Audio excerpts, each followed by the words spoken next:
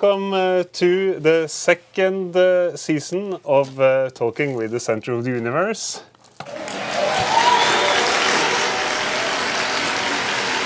With me today I have the guy that's been behind the camera for the whole first season, Kristoffer Lislegård. Yeah. Yeah.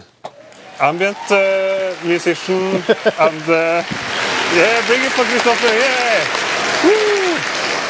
And Soppen 55 on the camera and the emojis. You can see him, he's behind the cameras today. So, yeah. So today we will have yeah, welcome Kristoffer. Thank you. It's nice to be on this side. I did pop out for one episode a little bit, and then I've been behind there. Yeah, if the questions get too technical for the chat, we go to Kristoffer. Sometimes he has his own camera also. But today we are focusing on you as a musician, not as a technician. Yes. Because a new album is out. Yeah, soon. Soon. Yes. Soon. When is the new album out? It's a bit of a complicated question, actually. Yeah. But partly it's coming out tomorrow. So, Soppen, maybe you can zoom in on this one. Oh yeah, here we have it on cassette. So the cassette is coming out tomorrow, and it's gonna be available on Bandcamp and on the fair trade music platforms. So the whole album is gonna be available right away there, and at the same time, the first single is gonna be on Spotify and all the regular streaming platforms, and then every month I'm gonna release a new song until they're all there as well. Yeah, so it's going to take half a year releasing an EP. Yes. Yeah, so today we are doing a track by track, and now we will have a short listen to the Come Up Breakthrough, the first track. Yeah, and a little bit of it at least. Yeah, a little bit. Yeah. So this is a world premiere actually. No one heard this music before. Yeah, almost. Almost. This one, yeah, actually, this one. someone heard. Someone heard Yes. at the gig. At the gig. At the gig. Yeah. Great.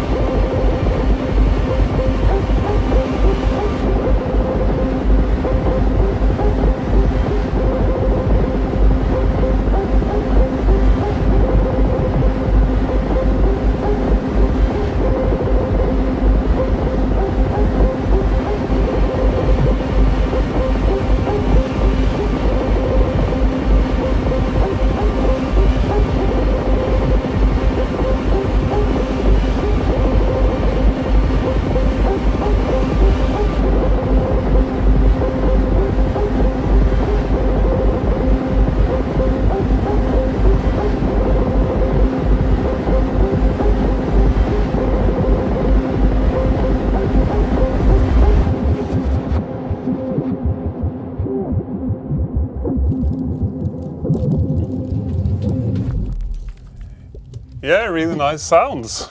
Thank you. And the bubbling sounds, Yes. are they a direct result of you growing up in Drøbak? Yeah, maybe. Maybe you think so. I mean, I have. I feel like these are like underwatery sounds on this new. That is thing. true. And you know, I was actually dropped in the ocean as a baby.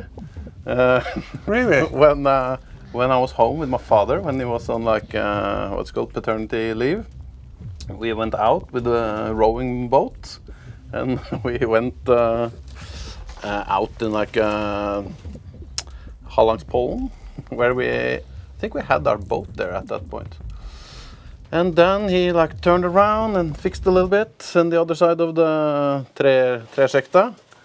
And then he turned around and he could only see like my legs sticking up at the water. Oh no! So he was like, oh! And then he like fished me up out of the water and then brought me home and warmed me up. This was in the winter time. I don't know, maybe it was like late summer or something. Maybe I was like 1 year or something. So yeah, pretty early on. Oh yeah. And yeah, I've been growing up by the sea. Yeah. And yeah, my father is a boat builder, and my uncle runs. I heard you had built some structure around one of your Monomus controllers. That's true. I have a Monom controller where the wood around it, the wooden frame, is actually the wood from like a sunk or burned boat, a boat that burned. Yeah, and then nice. there was some wood that wasn't in use, and made a controller for me. We can actually see how it is in Drøbak, where Kristoffer is from. Yes, we have right Drøbak now. here in the background. Yeah, which part of Drøbak is this? It looks like Båthavna. Yeah. So The boats are still out. When did they pick them up? I don't know. Yeah. Like some are out all year, actually. And I don't know what they have censored in the top corner. Maybe that's where people are walking. Yeah. But you can see Constance, the boat there. Right next to it. Yeah, you're blocking it now. Yeah. If you go to the side, you can see it says Constance there. Can you see it? That's a good boat. Yeah. We had some question if this is live from Drøbak, and yeah, it is live from Drøbak. So if some of Kristoffer's family or brothers want to get into the stream, they could run down and have some posters and stuff and say, "Yo, That's true. Kristoffer." Yes. Yeah, When we you're famous on checked the internet. camera, was it yesterday? Yeah. And there was a big sign that said like you can buy shrimp here and Yeah. crabs and so on. But there's no one there right now. It's nice. I feel like it's we've been joking about this for. We've been joking about this for too much, but I feel like there is some seriousness for me in this. That it's like for people to feel some connections to where they come from could be a positive thing. And for you, with like ambient music like this, I can feel that connection even if it's not too visible.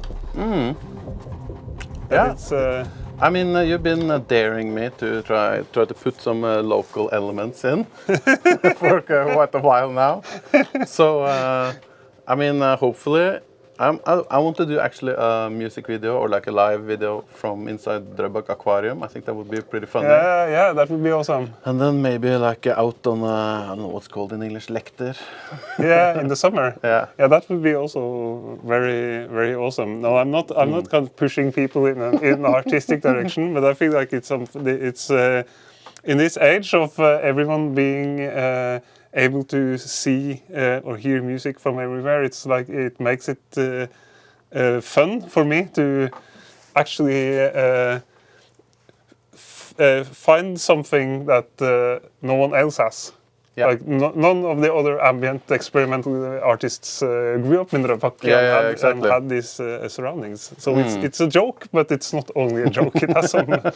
Yeah, but you know, often with you it started as a joke, but there's always something behind. And then also, you know, the expression that like in every joke there is a little bit of truth. Yeah. Yeah. Yeah, there is. Yeah, but Not my joke. but maybe we should go on to the next track, and it's yeah. Let's continue to the next track. It's called Laminar Flow, and see if we can hear it.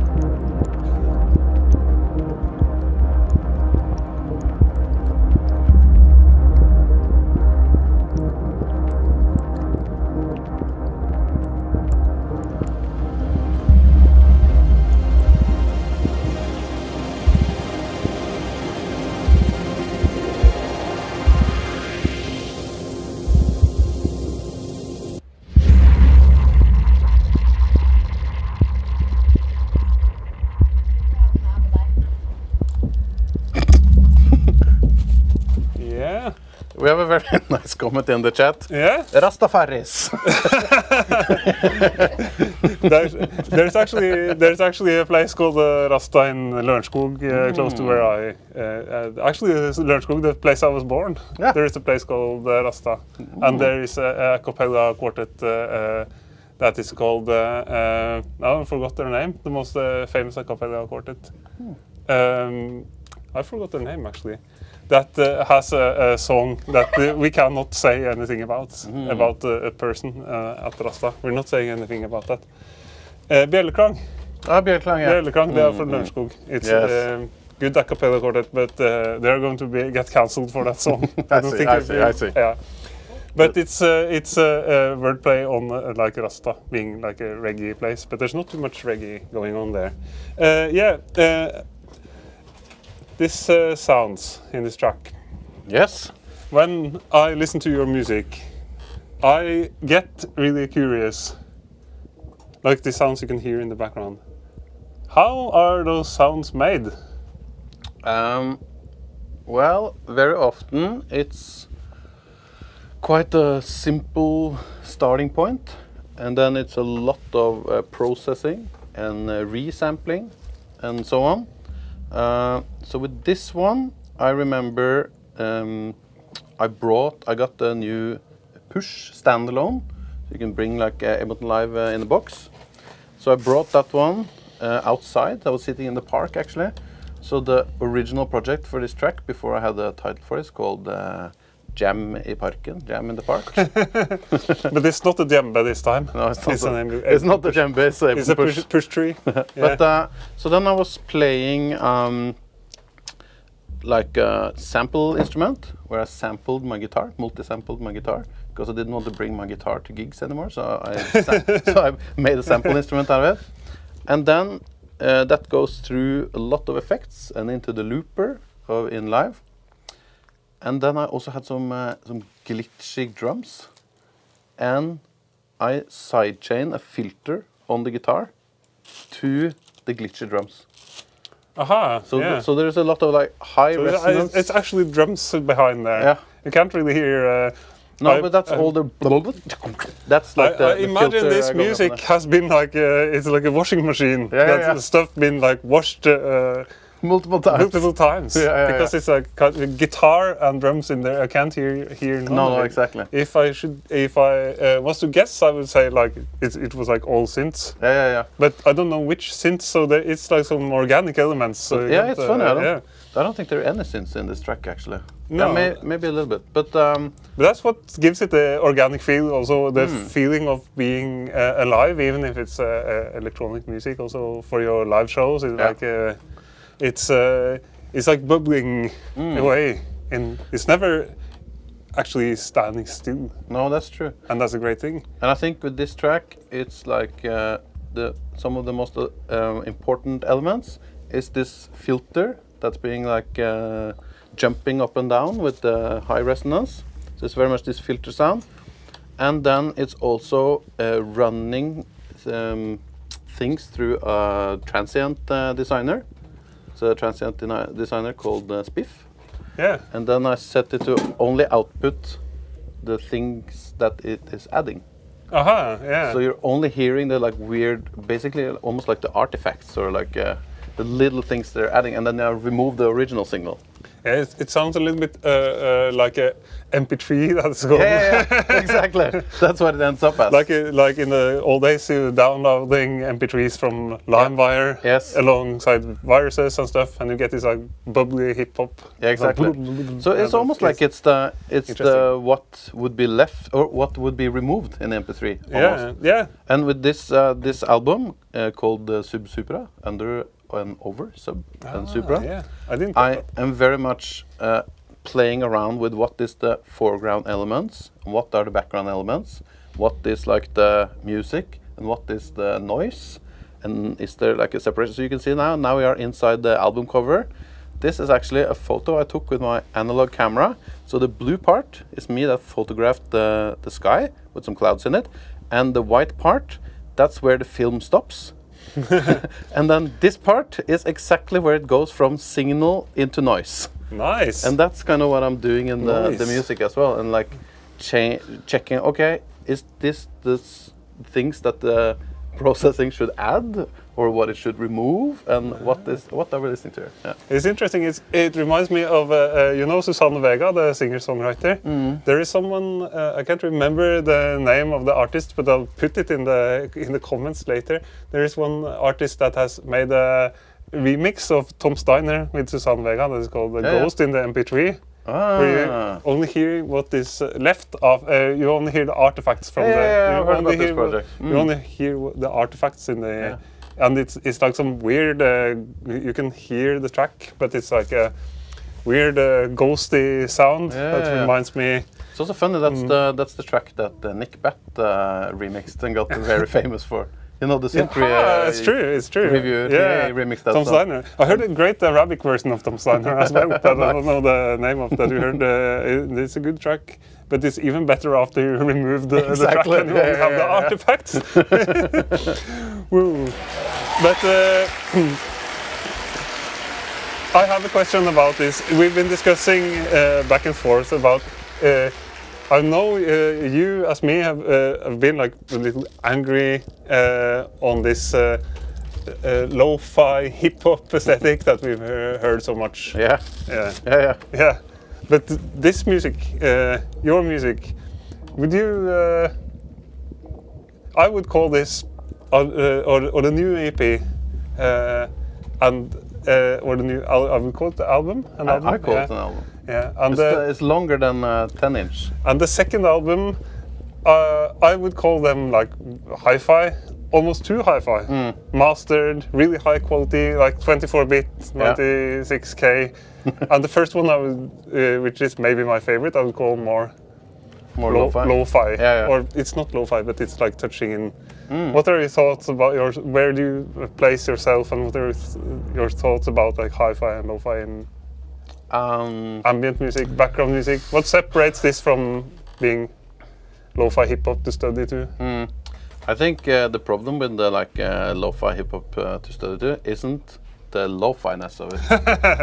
It's that it's like pure, the studiness. It's like a pure functional thing. So it's like very low imagination in a way, and it's like lowest common denominator. It's like the difference between spa music and like ambient music in a way. It's a close. It's a close but line. When is it like artistic and when is it just like filler? Yeah. It's like what's a restaurant quality dish that you enjoy, and what is like junk food that you just need. Or I think it's unfair to talk down music that is just music you use, because just music you use is like all music. Maybe it's like music. Some experimental artists, they like disdain dance music, which is kind of my place in the musical world. I like dance music, and I think like if you can dance to the music, it gives it another level, and it gives it more, not less. It's not a good argument. Also, like new age music to relax. It's like if you can relax to the music, for me, it's like it's a bonus. It doesn't remove the artistic.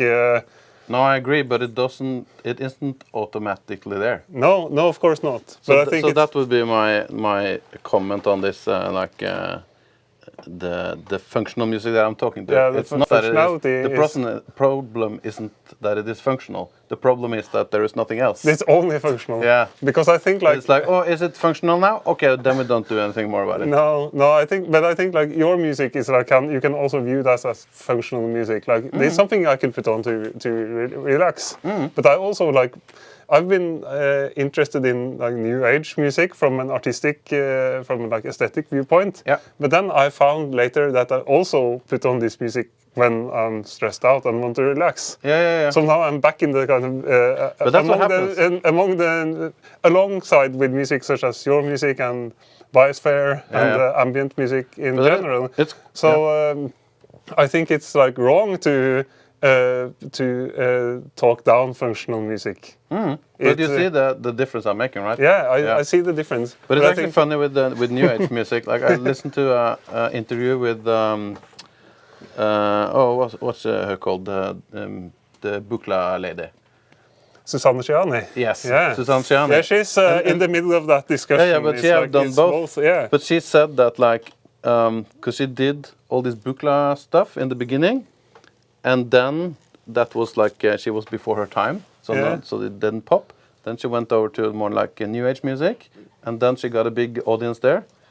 And now she says that this audience is kind of the same people that's there now, but now they are like ambient fans. Yeah. So it's like it's the same people that started off as like new age people. They are now in the ambient camp. So Yeah. they is quite related in a way.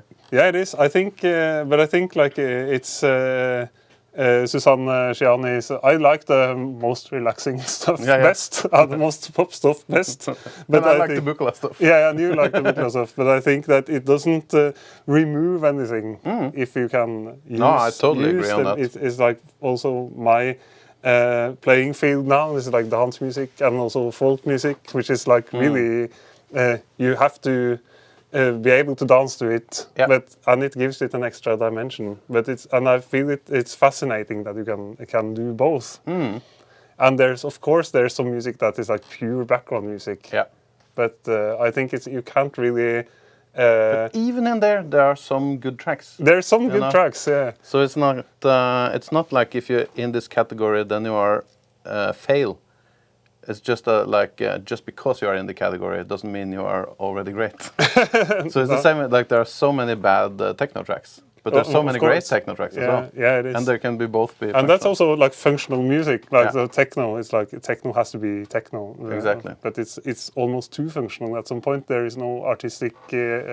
All the tracks are getting similar because you're supposed to do this techno thing to them. Yeah. On to the next track. On to the next track. Interesting stuff.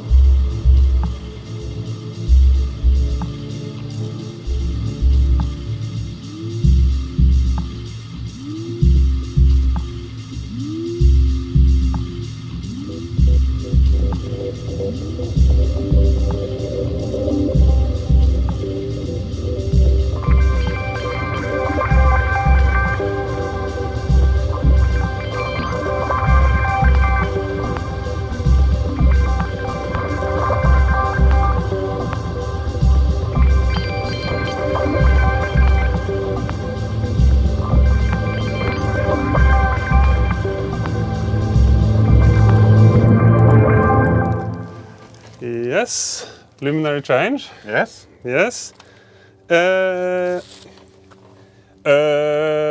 This is what you don't want to say on YouTube. Maybe we can hire an AI remover. Yeah, but I'm saying a little. I have a little flu. That's why I'm tired. I'm alright. actually super excited about this stuff. And my question for this track, I recently saw a concert with you. We will get back to that later. But how do you translate this kind of music to perform live? Yeah. How is that even possible? That's a good question because it's very like produced music in a way, many layers and so on. But I think like with electronic music in general, there is like an axis from basically like a complete DJ set kind of playback of tracks on one end, and then on the other end is like maybe free improv stuff, or like just like playing regular tracks, but then they're kind of more in a band setting maybe.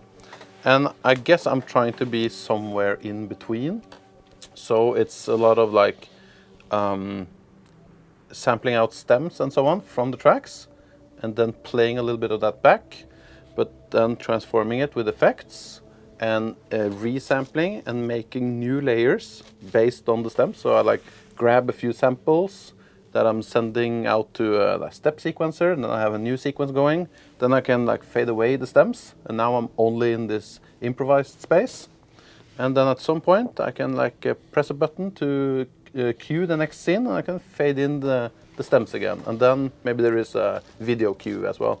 So it's a lot of back and forth between like the composition and the improvisation in a way. Yeah, lately you've also been using this Spanish Yes.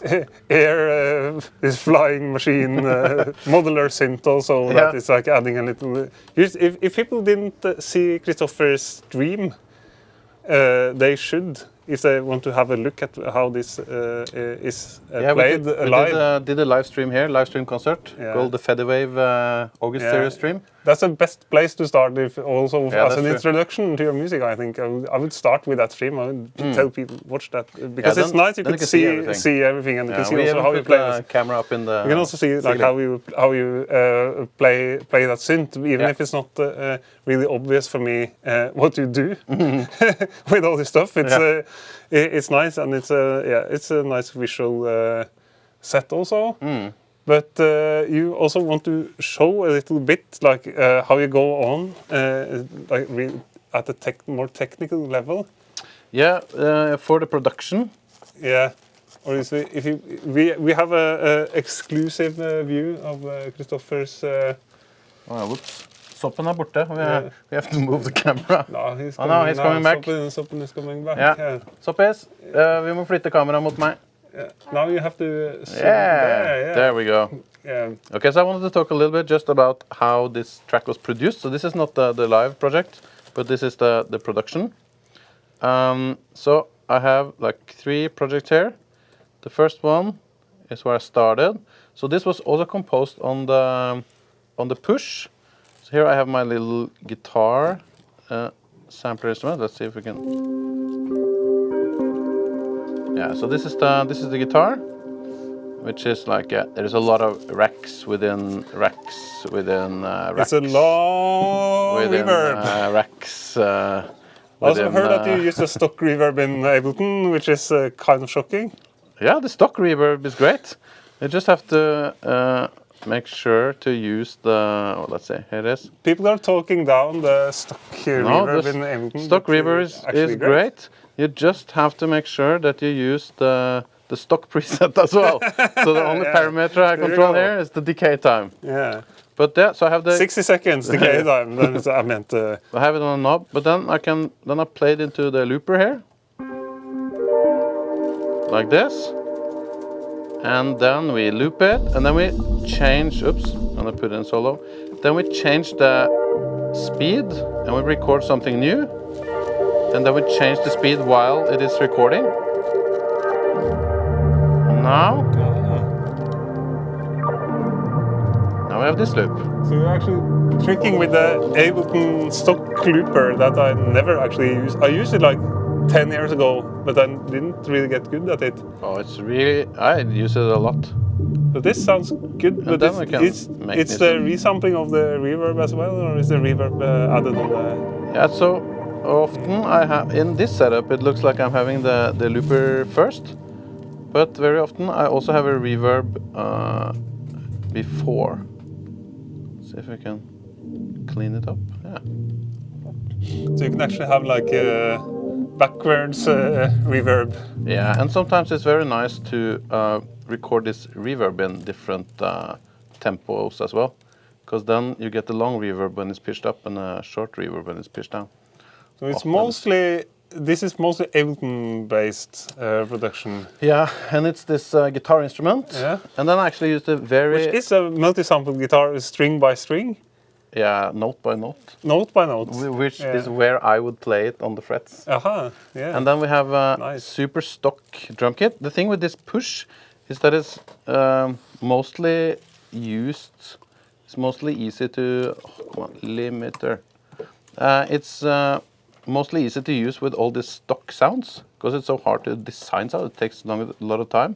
So I just have this like super basic jazz kit. This is the start of this track. I couldn't. And then we just like slam on some effects. Some effects is an understatement. And then we get over here. Now it sounds like a sampled record from somewhere or something. And then I resampled a lot of these guitar improvisations. So we have this one.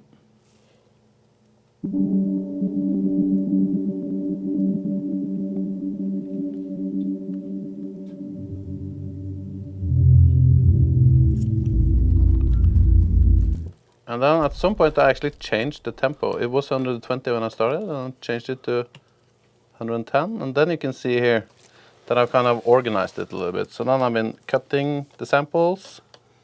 So we have here we have like a delay going on, like a frozen delay, where I changed the time. What else do we have? What is the pad sound? Is that the guitar? Yeah, yes, it's like granular. Yeah. Let's see if I can. Yeah, this one. Yeah. Yeah. So I made here's my synth, Granular Chris version 2. Yeah, it's your own synth design. Yeah. So I basically just recorded some of this guitar into here, and then I used this one to granularize it. And then it kind of comes all together. And it's a little bit like here is some modular, some modular synth I recorded at Patch Point when I was on tour. It's almost too many layers, but it's a really good total. When you hear, I hear this track as like one sound, and when you assemble it, you can hear like. Here is the final version. Actually, we've been talking about Biosphere, but this reminds me a bit about like a Substrata. It's like a Substrata era Biosphere. Yeah. It's like. I agree. Yeah, but it doesn't sound like.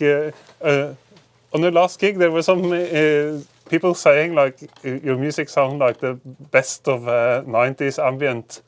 But except from that, from that one drum loop, there's nothing 90s about your music at all. I'm really. No, it doesn't sound like a Mackie mixer going into a DAT machine. I really like 90s ambient, but I feel like this is so much more modern in a good way. Actually, it's like pushing stuff forward, and it's not retro at all. So it could be even more retro, and I'm not a retro guy. Yeah, like, I think for me it's also that I have a lot of references from music I've listened to, but I really don't think about those references when I am making stuff. So then I'm just like thinking about my own stuff and that's good. My aesthetic taste and all of this and some of the technical stuff and so on. So I'm never like referencing a track and trying to make something in that style. No. But it's of course like in there. Yeah. Yeah, it's not like you have to. Today I'm doing like a Tim Hecker ripoff. No, exactly. Like Tim Hecker, but it sounds happy. Yeah. Tim Hecker, but it's ska music. Could be interesting. Yeah, we've been talking a lot. Should we check the chat? There's quite a few people in the chat. I think we have to check the chat now, and I have to go on to an obvious question, but we take the obvious question after we check the chat. Yeah, do the chat. And yeah, the chat. So we have some question here. Vilde says, is it live stream from Drøbak? Yeah, we answered that. It's a live stream from Drøbak that was behind us. And there is one guy or a person, Hard Drive Invader, says, do you still use any of the SP series? And then also says that real lo-fi hip-hop came from the SP forums. Here's a... we used the SP... Yeah. But, apart from that... but I don't use it in my production or anything. No. But I have actually 2 SP machines. And I used to hang out on the SP forums. You did. Yeah. Now I changed to the Lines forum. I have new machines. Yeah. I never actually managed to use this SP to make any beats. I only used it for one-shots, but you did. Yeah, a little bit, and I yeah. used it live, and I played some I used this live a lot drones for the... when I was changing a project on the computer and stuff Yeah. like that. Yeah. Yeah, but you're not sitting with the SP and making No, beats. not really. Not really. Like I tried it a little bit just to do it, but no. Now I want to counter the question about real lo-fi hip-hop. You mean old lo-fi hip-hop? Original. Original. Like Origin. Original lo-fi hip-hop. Yeah, maybe. I used to listen to that when I was in the video school. Like, but then it was just called the instrumental hip-hop. Instrumental hip-hop, yeah, it's true. We are With all not, these machines. we are not like talking down instrumental hip-hop or No. or lo-fi Not at all. hip-hop or like head-nodding beats But in like general, semi-AI generated YouTube channels, I guess we're talking down. which is like just like head-nodding beats could be a really nice thing. I like this. Like you can even call down tempo. There's a lot of good music in the. In that, but it's I don't know. What we're talking down is maybe the focus on background music when you have on playlists. Everyone wants to be on playlists. Common lowest denominator and. So keep on with the real, the Yeah. true, Yeah, the interesting exactly. lo-fi hip hop. Yeah, that's good. It's good. Yeah. Yeah, we're going to the obvious question that we actually. Yeah.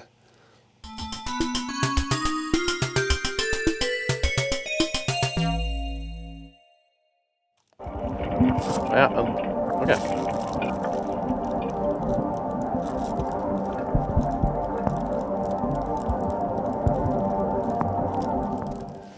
Yeah, it Yeah, a means little bit in the background. in the background. We have a bit like usually I'm behind and controlling stuff. Yeah. Now we have to do double roll. Yeah, double roll today. How is the new album coming along? You already answered, maybe. Yeah, already answered it. It's going great. Releasing tomorrow. And This wasn't supposed to. This one wasn't supposed to be here in time. well, that's actually a good point. I having a release concert tomorrow Yeah, at Mir, yeah. where you are also DJing in Yeah. between the sets, and I almost moved the concert because I was for sure that the cassettes wouldn't turn up in time. But can you believe they used like almost not even 2 days from somewhere in the UK to Oslo? So Yeah, today is it's, Saturday, and you had the tapes for like 2 days already. Yeah, it's crazy. I got them on it's Thursday. amazing. It's amazing. So really happy. Yeah, yeah. So that's this is on this ambient vorspiel. Like cheers with the invisible beer. We are actually having a vorspiel for tomorrow at Mir. Oh, we have Soppen in the chat. It says he locked himself out. Soppen locked himself out. Yeah. Yeah. Let's listen to some more nice music, and we open up for Soppen. Yeah.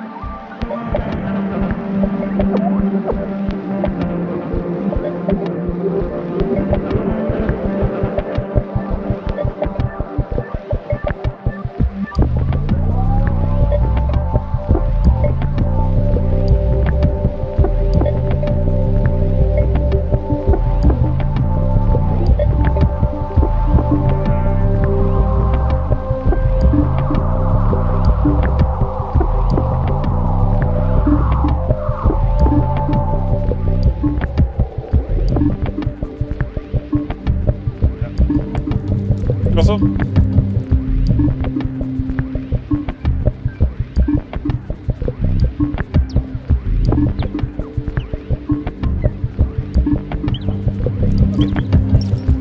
Okay. Yeah, this was the track Prism, am I right? Yes. Yeah. And when I heard this music last at the concert, the bass almost knocked me over at some point, and I wasn't like really prepared for that.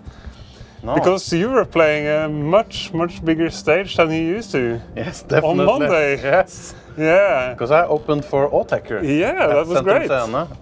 That was insane. That was massive. So cool. Massive set. Yeah. Really massive set. And you even had some. Did you lean on the light switch? Because for anyone who doesn't know, like Autechre famously always plays in the pitch black.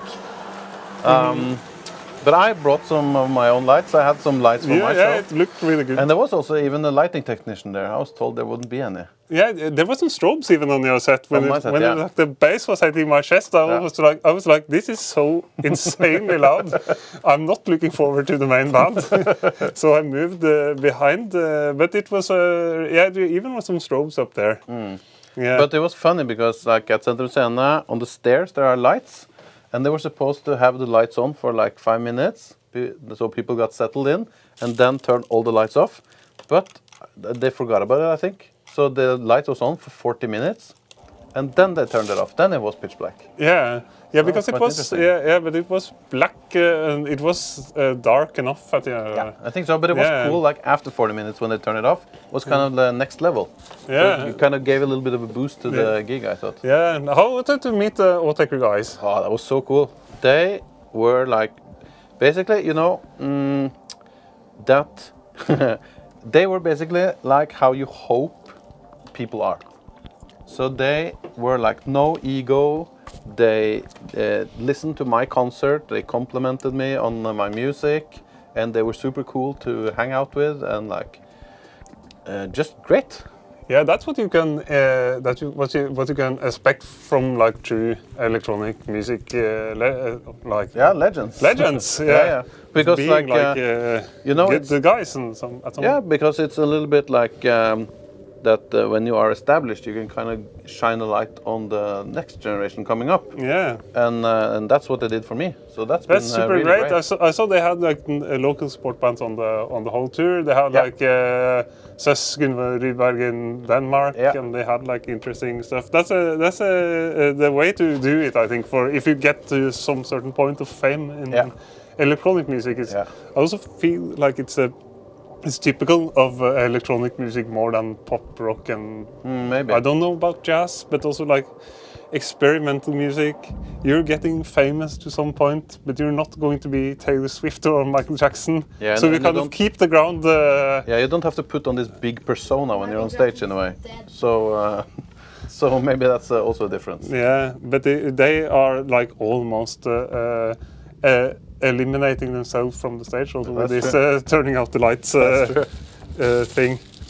Yeah, but it's that was really fun to see, and it was a great gig. And yeah, subscribe. There you have it. Like and subscribe and all that. Soppen is firing up the emojis. He's back from the corridor now. Yeah, you can see it. It's good to have Soppen back in the. Yeah, but talking about your artistic career that had a great boost on Monday. Now you're really famous. It's very funny, like you know, in the like Spotify and so on. Yeah. If you have very low numbers from before on, the graph looks very funny. It's like a cryptocurrency. Yeah. 5,000% boom. Yeah, but that's great. Talking about that, I've been wondering, how do you place yourself in the music history of like electronic music, ambient? Where do you place yourself in this timeline? How does that room look? It's a bit of a good question, because I think with a lot of those things, it's easier when you are looking back in a way. But I mean, looking back, there are kind of two obvious places, or two, what would you say, like starting points. You have like the academics, and then you have like the experimental people. and then at some point you have the academics and you have the club people. That's kind of two lines. Yeah. And I guess I'm more on the club and experimental than academic, although I can appreciate academics, especially after I did my bachelor in music tech. Yeah. And learned to write academic. Was all right. But I mean, so I guess somewhere in between. But I am a bit more on the practical rather than the academic, I think. Yeah. And if you look at like the guys playing first or almost first tomorrow, like Niklas Adam, our Danish friend, Danish computer musician. Danish computer musician. He also has this double-sided. He's like super skilled programmer dude that makes stuff with computers that I can't do. Yeah, with Super Collider. With Super Collider and writing his own programs and patches and stuff. It's like it's above my level. And now he works at Notam. Yeah, he works at Notam, but still he has like this underground mysterious persona and does really music that is really cool aesthetically, which is also where I place you. It's not like you have to go to the Ultima Festival to hear your tracks. It's like you have some underground and club roots. Yeah, exactly. Of feel. That makes very much sense. Yeah.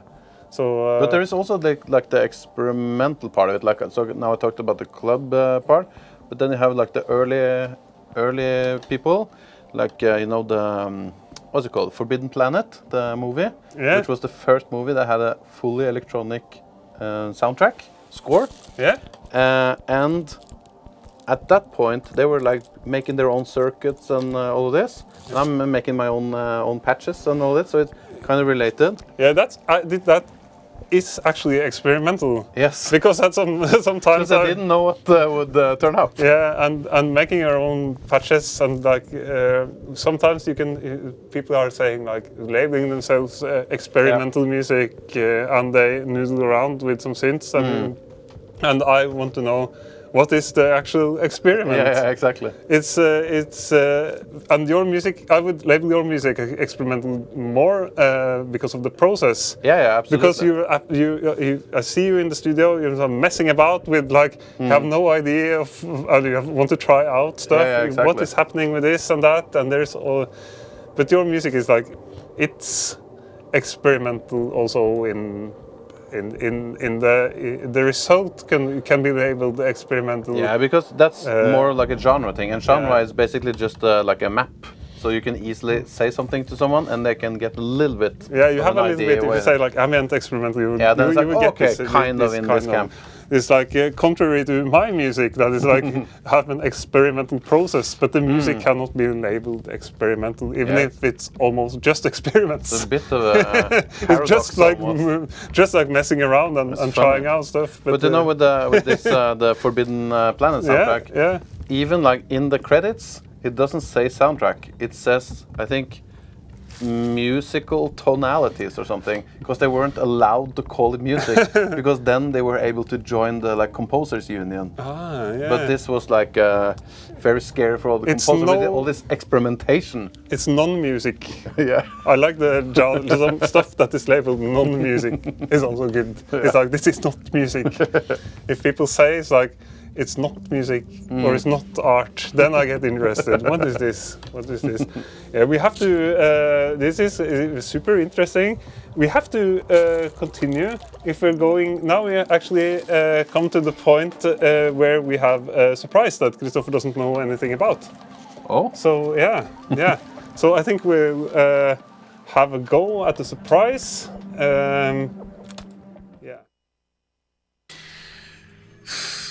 Dear ambient fans, we have a big problem, and I decided to make a rant video to complain about it a little bit and ask you for help to find a solution. So this video goes out to everyone who is either a part of their community or is just in general interested in ambient, experimental, and all other kinds of non-commercial or rather non-super mainstream electronic music. Everyone who listens, everyone who plays concerts, everyone who makes records, and in general everyone who just wants to connect with like-minded people on the internet. What is the problem, you say? Problem with like a synth and ambient YouTube? Problem with like a synth and ambient YouTube? Problem with like a synth and problem with the problem with the problem with the problem with the ambient YouTube? This is problem with the like a synth and ambient. So what is the problem, you might say? And the problem is, it's freaking impossible to find any of these videos now. Every time I go out searching, I end up finding either people who try to sell me even more synthesizers, even though I don't need it. Where are the stories? Where are the humans behind and around the music? Where are the people contextualizing their work so we can connect even deeper with it? Where are the people making their own videos talking about their artist journey? I want to see it. Problem with like a synth and ambient YouTube. Problem with like a synth and ambient YouTube. Problem with like a synth and ambient YouTube. Problem with the problem with the problem with the ambient YouTube. This is ambient YouTube. This is a problem with like like a synth and ambient YouTube. Problem with the like a synth and ambient YouTube. Problem with the like a synth and ambient YouTube. Problem with the problem with the problem with the synth and ambient YouTube. The synth and ambient YouTube. The synth and ambient YouTube. Problem with the like a synth and ambient YouTube. Problem with the like a synth and ambient YouTube. Problem with the like a synth and ambient YouTube. Problem with the like a synth and ambient YouTube. Du må skru lyden på den. I was, boom. Yeah. It's a problem with the synth and ambient YouTube. You say. Yeah. What's the problem, Kristoffer? Yeah. So, yeah, for anyone who doesn't know, this was my YouTube video that you remixed. You remixed the sound and made a new soundtrack to it. Yeah, this went viral actually. This was the Orb, Little Fluffy Clouds, where they actually sampled Ricky Lee Jones on LSD, I think, in the original. But now it's about the problem. What is the problem with synth and ambient YouTube? Okay, so basically, I made a rant video. Yeah. That I talked about how in the early days, YouTube was like their saying was broadcast yourself, and it was full of people who were showing behind the scenes and like were trying to go on tour and showing you what they're doing and so on. Now it seems like the only thing I'm able to find on YouTube in this like ambient and synth space, like people trying to sell you a new synthesizer even though you don't need it. People trying to learn how to copy other artists. Or like channels where you can't see any people at all. So I made a video where I like talked about this because I like humans. Like earlier we talked about how you should bring your like hometown or like your background and so on into your story. Yeah. And that also kind of taps into this point that like we are actually humans making music. And, yeah, that's a good point actually. And it's like okay, we use machines and so on, but it's actually coming from a human, and that's sort of the interesting aspect of it. It's like it taps into the human experience and people not feeling alone in the world and all of this. But this is being erased now on YouTube by like capitalism and all of this. It's a weird combination that everyone is allowed to put out everything they want. Yeah. But the result of that is that everyone McDonald's is just Espresso House videos, asking each other to like and subscribe to each other and like making commercial stuff and getting sponsored, and I Yeah. can see the problem with that. Like and subscribe, yeah. You can like and Perfect subscribe. timing. Yeah, Soppen, you can absolutely you can. But that's not the, we are not trying to sell you like center of the universe coaching. No, that's or the like difference. we're trying. Maybe we're a little bit trying to sell this cassette or like, but not too hard. It's like that's not what we're. No, into, but it's yeah. this interesting thing of like if the videos are like documenting something, or if the video format is the thing itself in a way. And like if you're trying to make money online, it's like trying to trick someone into buying your course or product. That's where you make money, you know. Yeah. So then it's weird that we're all on the same place where all of this happens. Yeah. It's like even anarchist groups are like on Instagram trying to get people to subscribe and like their stuff. It's like very weird. Yeah, it is. But it's. I feel like the people, like musicians and producers and DJs and probably other artists in other fields are using a lot of time to complain on how this like media field is developing, like the Facebook and the social media and YouTube, which we are actually using now to broadcast, how this is like developing and ruining the culture. But you are one of the few guys I know that actually try to make a useful alternative. Yeah. You're actually trying to like not just saying what's bad, but to say like how point out ways forward for artists. And also to be clear, I am still also using all the other platforms, but I've been experimenting and checking out all the alternatives.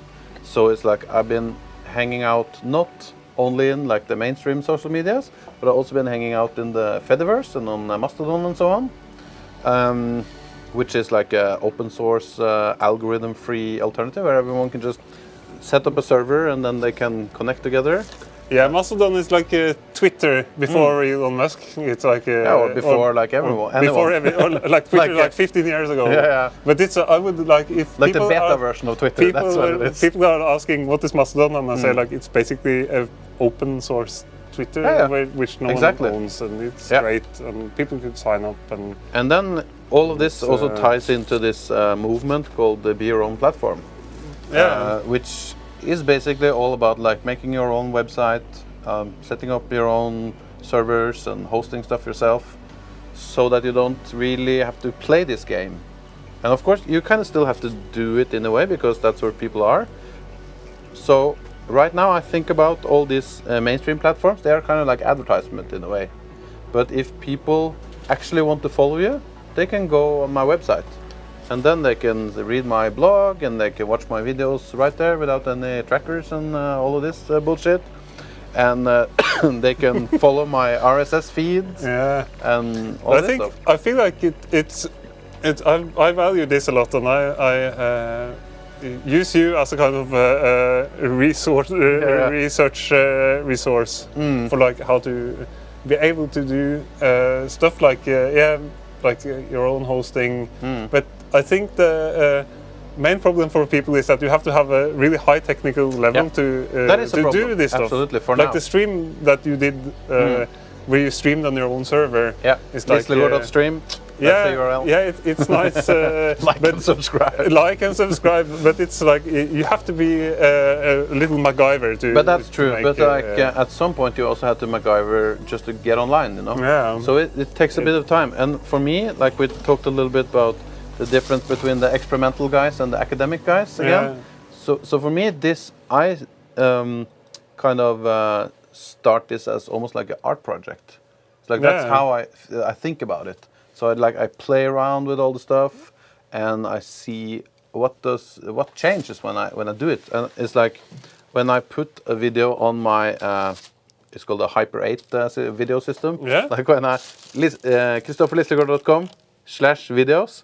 When I put the video there is no play counter, for example, and there is no algorithm. Like if you get there, then it's only my videos. So then you don't have to make a thumbnail where you go just to try to get someone to click it and like it.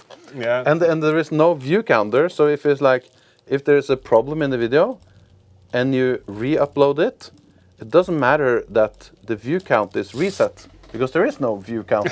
so you're not playing this like slot machine game that is. I'm feeling like it's something like even feels almost a little bit wrong about going on your side watching your videos like without any Big Brother watching you. You can put out like do it. bad stuff. Yeah, you can. Yeah, you can. But it's I doubt that they're like the terrorists that are putting self-hosting videos. Yeah, because there are people watching anyway. So if you do something really bad, you get taken down. Yeah. But for example, you know really, for that, you know the stream we did on the 17th of May here at NIR? It's like Facebook are still saying, yeah, we muted this part. Now we unmuted it. Now we muted it again. Now we unmuted it again. But like on your own side, this wouldn't happen at all. No, you can like actually. It's like pirate radio, but for websites. Basically, yeah. It's interesting. It's an interesting field. Yeah. I'm using YouTube because that's what I'm able to make it work like without that's what having everyone to. does. Having So to, it's, that's why I called it like an art project to try all these different platforms. But after you've been using like for another year and I see how it works, maybe I'll can like host my own let's see what happens. mysterious streams at some point. Yeah. You know, I posted a link to this stream on Facebook today. Yeah. And then like 10 minutes before we started streaming, Facebook sent me a notification. We deleted your post. Really? You're not allowed to post this. Really? And this is obviously a mistake, but that's what happens on it's because you are trying to get people off Facebook. Yeah. You're trying to get people to Mastodon that they're taking you down. Yeah, it's been an hour and 5 minutes. Yes. We should go for the last track. Yeah, that's true. We had to switch it around. And the last question, if there's any people sitting home now at this ambient vorspiel, and the questions are like burning in their chest, let us know. Yeah, type them in in the chat. Let us know now because this is the last. Soppen has to go home to get the lørdagsgodt, Yes. And we have to pack down, and then. And the next stream we have Håvard Volden and Jenny Wahl on the 26th of October. They have some live background music and talk a bit about their artistry. And yeah, it's nice to be back online. Yes. After a long summer. Yeah, it's great. It's nice to be rolling again with the talk show. Yeah. But don't hesitate with the question. This is the last chance you get to ask Kristoffer anything Ever again. Ever again. So let's go for the last track.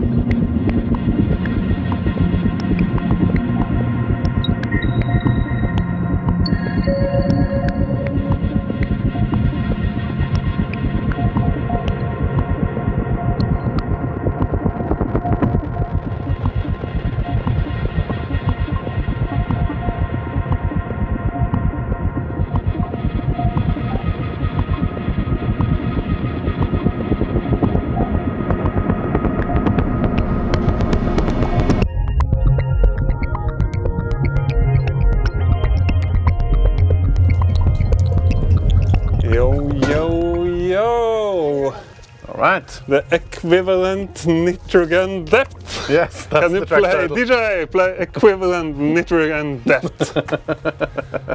We are all my friends are here to dance to the, or chill out to the equivalent nitrogen depth. What on earth does that mean? Can I get the track ID on this? Yeah, it's equivalent nitrogen depth. Nitrogen is I know, nitrogen. I think you can probably say both. Nitrogen, play. Yo, DJ. Yeah, what on earth does that mean? The title. So, equivalent nitrogen depth is the old name. Now it's called equivalent narcotic depth. But I thought that sounded a bit too druggy, so I went with the old name. It's equivalent nitrogen depth. And this is basically how you measure how you should mix air and nitrogen in your oxygen bottle, what do you call it? Oxygen tank. Oxygen tank. When you go diving. Ah, nice. So if you go below, if you go very deep in the ocean, all this pressure, you will actually get like, you start hallucinating and get drugged if you only have pure oxygen. So this equivalent nitrogen depth, that's the measurement of how you should mix your gas. And I remember like when I was a kid, it was either my uncle or someone who told me about a diver who went so deep that at some point he started seeing the bubbles coming out of his mouth, not going upwards, but going straight ahead. So then he realized like, oh shit, I'm actually hallucinating now. I should probably go back up. So yeah, and then I thought it was like a nice metaphor of like diving deep and going soul searching and all of this stuff as well. Yeah, it's not about the freaking out, trying to get drugged with diving. Yeah, it doesn't sound like too druggy to me. Yeah, No. we have to. I But think there we is have like to at some have point the track in the background. when again. the It's nice. like there is a break there, and then I feel like you're kind of into this like weird space. Yeah, we have to have the track in the background again. There's a little. technical. We're not talking about bugs. We're not saying anything about bugs. But there's a. Yeah. But it's not about the diving. It's back to Drøbak, back to Drøbak, where we started. We will also end the last Drøbak. And you know, equivalent nitrogen depth, the letters form end. End. Yeah.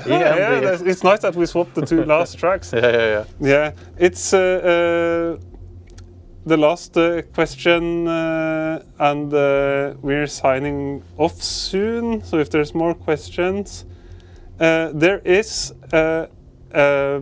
I've heard rumors. I've heard rumors that there is a perpetual motion machine in Drøbak. That is true, but I have never seen it live.